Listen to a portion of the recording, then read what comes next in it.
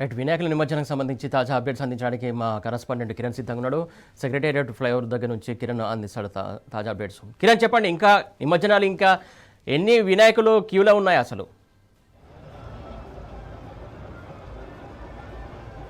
సచివాలయం పరిసర ప్రాంతాల్లో, ట్యాంక్బండ్ పరిసర ప్రాంతాల్లో వినాయక నిమజ్జనాలు ఇంకా కొనసాగుతూ ఉన్నాయి. రెండో రోజు అయినప్పటికీ కూడా భారీగా విగ్రహాలన్నీ కూడా ఇంకా ఏదైతే ట్యాంక్ బండ్కు వస్తున్నటువంటి దృశ్యాలు మనకు కనిపిస్తున్నాయి. ఇప్పటివరకే 2,61,333 విగ్రహాలు ఈ ఉదయం వరకు నిమజ్జనమయ్యాయి. ప్రస్తుతం ఇంకా దాదాపు ఒక 2-3 వేల విగ్రహాలు ఉదయం నుంచి కూడా ఏదైతే నిమజ్జనానికి వస్తున్నటువంటి సందర్భం మనకు కనిపిస్తుంది. భారీగా విగ్రహాలన్నీ కూడా బారులు తీరినటువంటి పరిస్థితి మనకు కనిపిస్తుంది. గతంలో ఎప్పుడూ లేని విధంగా కేవలం 9-10 గంటల వరకు మాత్రమే నిమజ్జనాలన్నీ పూర్తయ్యేది. కానీ ఈసారి రాష్ట్ర ప్రభుత్వం కావచ్చు, జిహెచ్ఎంసీ కావచ్చు, పోలీస్ యంత్రాంగం అంతా కూడా విఫలమైంది. కానీ గణేష్ మండపాల నిర్వాహకులతో కనీసం మాట్లాడేటువంటి ప్రయత్నం చేయలేదు.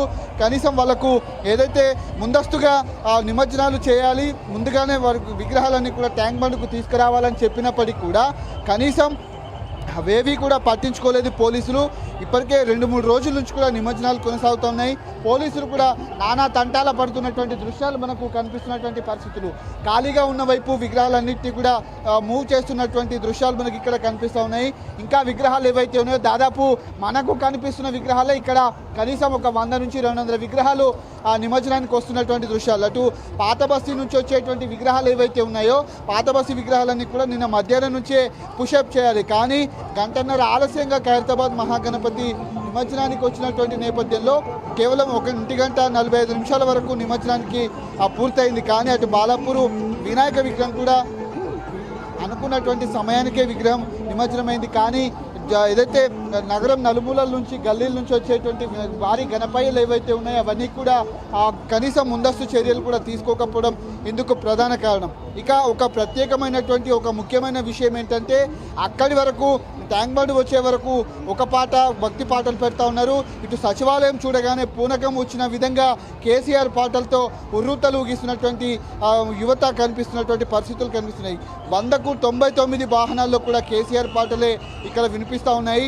రాబోయేటువంటి రోజుల్లో కేసీఆర్కే ఓటేస్తామంటూ కూడా ఆ పాటలు పెద్ద ఎత్తున హోరెత్తేస్తున్నటువంటి దృశ్యాలు మనకు కనిపిస్తున్నాయి. ఇక వివిధ రకాల గణపయ్యలు ఇంకా బారులు తీరినటువంటి పరిస్థితులు మనకు కనిపిస్తున్నటువంటి నేపథ్యంలో ఎండలు సైతం లెక్క చేయకుండా గణపయ్యలు ఇంకా యువత తీసుకొని వస్తున్నటువంటి పరిస్థితులు మనకు సచివాలయం పరిసర ప్రాంతాల్లో కనిపిస్తున్నాయి. కానీ రాష్ట్ర ప్రభుత్వం, పోలీసు యంత్రాంగం ఈ విషయంలో పూర్తిగా విఫలమైంది.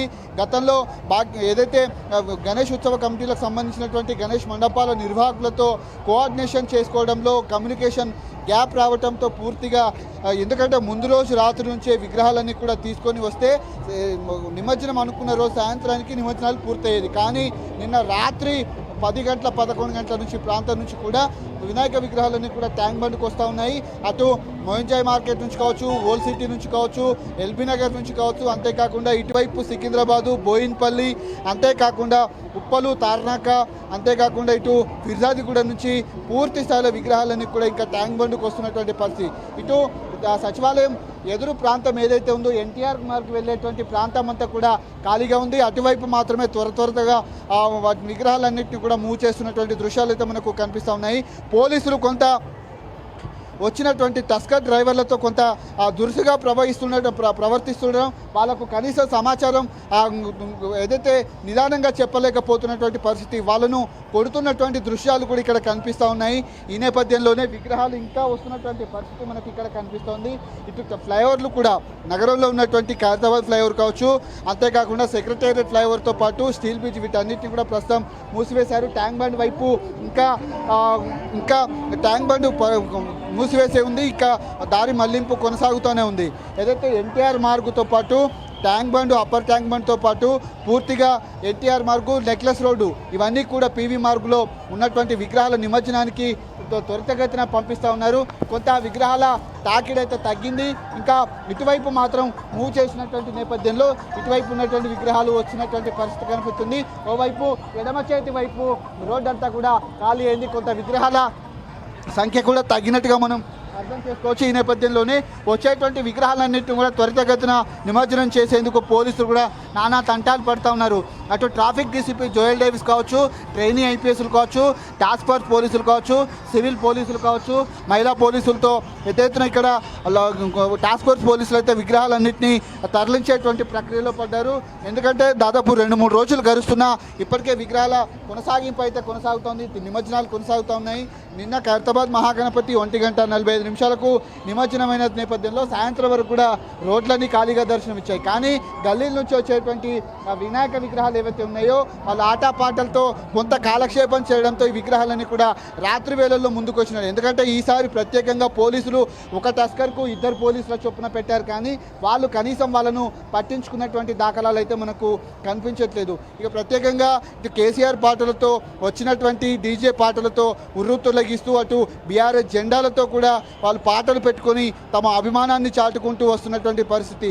పండగ ఏదైనప్పటికీ కూడా పూర్తిగా వినాయక చవితి అంటే గతంలో వినాయక విగ్రహాలకు సంబంధించి వినాయక పాటలు ఉండేది, కానీ ఈసారి మాత్రం ట్రెండ్ మారింది. ఎక్కడికక్కడ వినాయక విగ్రహాలకు సంబంధించి ఇటు పాటలు డీజే పాటలతో కేసీఆర్ పాటలని ఎక్కువ శాతం ఈసారి వినిపిస్తున్నటువంటి సందర్భం మనకు ఇటు సచివాలయం పరిసర ప్రాంతాల్లో, ట్యాంక్ బండ్ పరిసర ప్రాంతాల్లో కనిపిస్తూ ఉన్నాయి. అంతేకాకుండా 199 వాహనాలు కేసీఆర్ పాటలతోనే ముందుకు వస్తున్నటువంటి పరిస్థితి మనకు కనిపిస్తూ ఉన్నాయి. సచివాలయం చూడగానే పూనకం వచ్చినట్టుగా ఊగిపోతూ డ్యాన్సులు చేస్తూ వాళ్ళు కొంత కోలాహలంగా మారినటువంటి సందర్భం మనకు కనిపిస్తుంది. ఇటు పోలీసులు కూడా వాళ్ళను గందరగోళం చేయడంతో ఎటువైపు వెళ్లాలో తెలియక కూడా ఇబ్బందులు పడుతున్నటువంటి పరిస్థితి మనకు కనిపిస్తున్నాయి. ఇక వివిధ రకాల గణపయ్యలు నగరంలో పెద్ద ఎత్తున ఈసారి ఏర్పాటు చేశారు.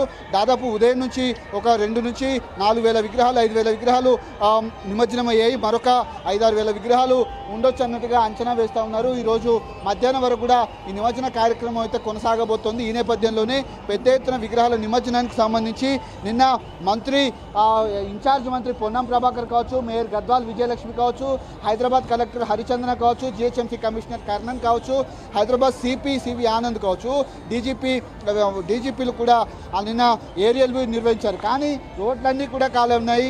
వాళ్ళు కాలక్షేపం చేస్తూ పూర్తిగా ఎంజాయ్ చేసేందుకే హెలికాప్టర్ ద్వారా ఏరియల్ సర్వే నిర్వహించారు తప్ప ఉన్నటువంటి గ్రౌండ్ లెవెల్లో రియాలిటీని కూడా వాళ్ళు తెలుసుకోలేకపోయారు. పూర్తిగా కాంగ్రెస్కు సంబంధించి ప్రభుత్వం కూడా నిమజ్జనాల కార్యక్రమంలో హైదరాబాద్లో పూర్తిగా విఫలమైందని మనం అర్థం చేసుకోవచ్చు. ఇంకా వినాయక నిమజ్జనాలు అయితే కొనసాగుతున్నాయి. మధ్యాహ్నం వరకు కూడా కొనసాగేటువంటి అవకాశాలు అయితే మనకు కనిపిస్తూ ఉన్నాయి. మన వైపు ఇంకా విగ్రహాల కొనసాగింపు అయితే కొనసాగుతుంది.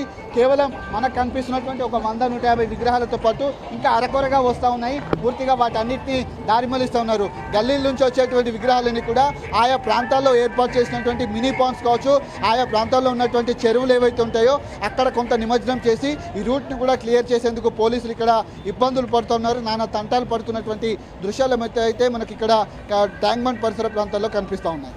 Right, thank you.